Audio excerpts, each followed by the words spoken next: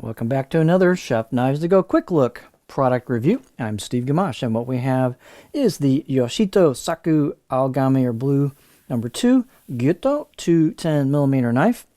And the construction is 3 layers on these. The hard center core cutting edge steel is Aogami Blue Paper number 2, reactive high carbon steel. Heat treat is in the 61-62 range on this typically. The construction has soft iron reactive cladding on either side of that hard core steel. You can see they put a pretty neat pattern on the grind when they finish the final look of this. So it's pretty cool looking finish on this knife, or all of them. I got 3 in on the batch here.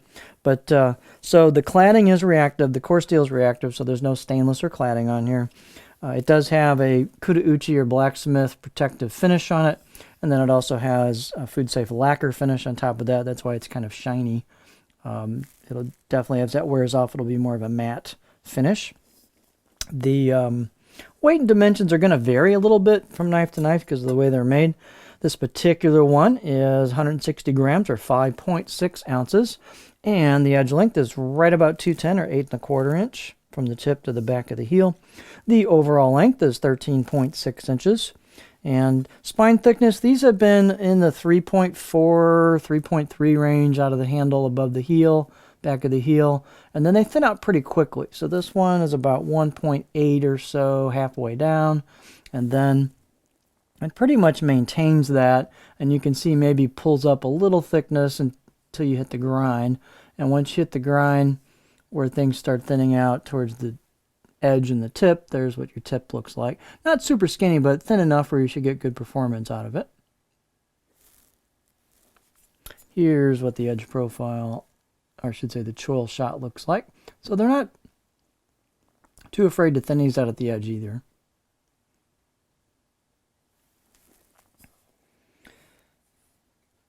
Blade height is about 46.5 millimeters.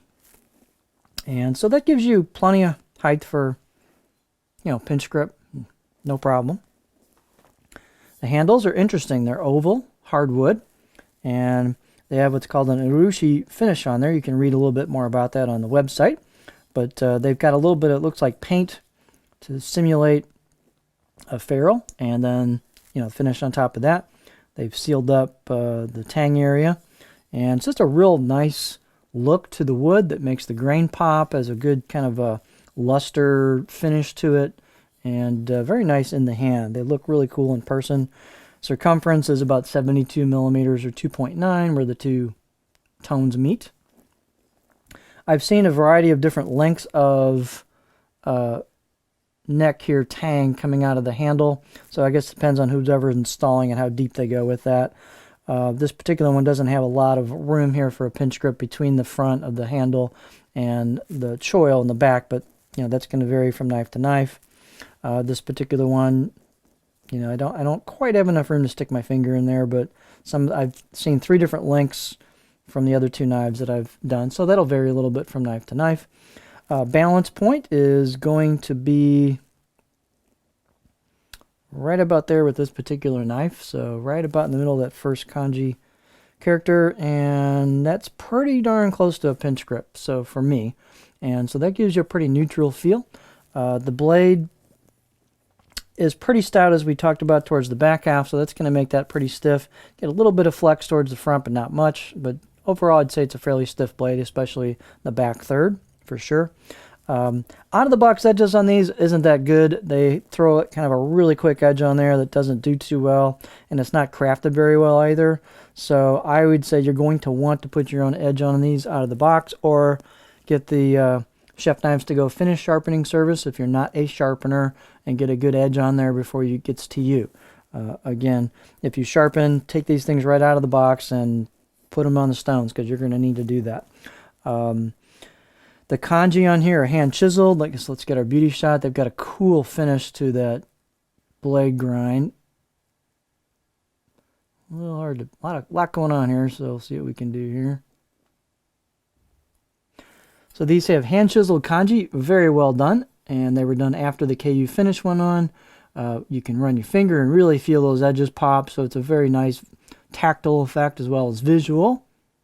You can see a pretty smooth Kotauchi finish, almost in a Shiji style. And again, it's kind of shiny because of the lacquer coating. Here's your blade grind and then your edge steel coming out from that. Here's the left side of the blade. You've got an embossed symbol kanji with a circle around it. But neat looking knives. They're all just a little different. You definitely have some handcrafted character to them. A lot of, like I said, kind of blacksmith character, and everyone's going to be a little different.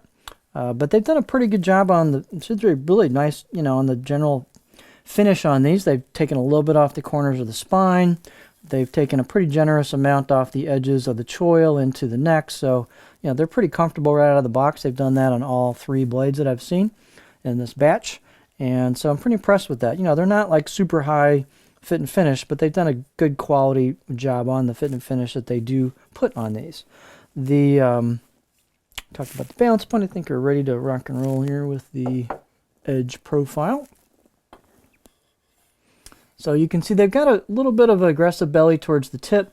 That lets me get in this area where that tip wants to dig in, and it's not real sharp right now, so that could dig in more with a good sharpening, although you could sweep that up a little bit. But you can see they've got fairly aggressive on that last couple inches with the belly, and that brings it down. They've got a pretty good flat in the back half, so this is pretty versatile.